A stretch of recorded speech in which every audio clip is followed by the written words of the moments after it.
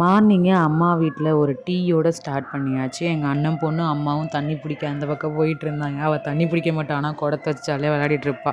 காலையிலே ஊருக்கு வந்துட்டாவே நான் கண்டிப்பாக காலைல இளநீ குடிக்காமல் இருக்க மாட்டேன். ஸோ அதனால் ஃப்ரெஷ்ஷாக இளநீ குடிச்சிட்டு அதில் இருக்க தேங்காவை சாப்பிட்லான்னு பார்த்தா எங்கள் அண்ணன் வந்து பிடுங்கி சாப்பிட்டுட்டு இருந்தார்.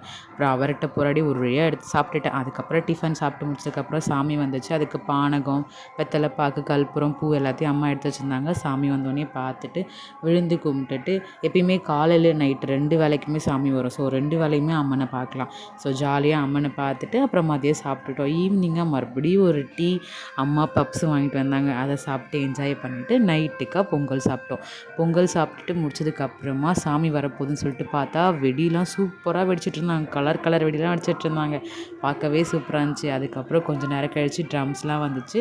அப்புறம் எங்களோட அம்மன் வந்துட்டாங்க. எங்கள் அம்மனை கொஞ்சம் நேரம் நல்லா பார்த்து கும்பிட்டுட்டு இறக்கி வைக்கிற இடத்துக்கு போயாச்சு. அங்கே ஃபுல்லாக டெக்கரேஷன் பண்ணி சூப்பராக இருந்துச்சு. அதை பார்த்து ஜாலியாக என்ஜாய் பண்ணிவிட்டு வீட்டுக்கு வந்தோடனே திருவிழானா மருதாணி இல்லாமல் இருக்குமா. ஸோ அம்மா அதை அரைச்சாங்க. நாங்கள் அழகாக கையில் வச்சு எங்கள் டேவை ஃபினிஷ் பண்ணிட்டோம். அடுத்த வாக்கில் பார்க்கலாம்.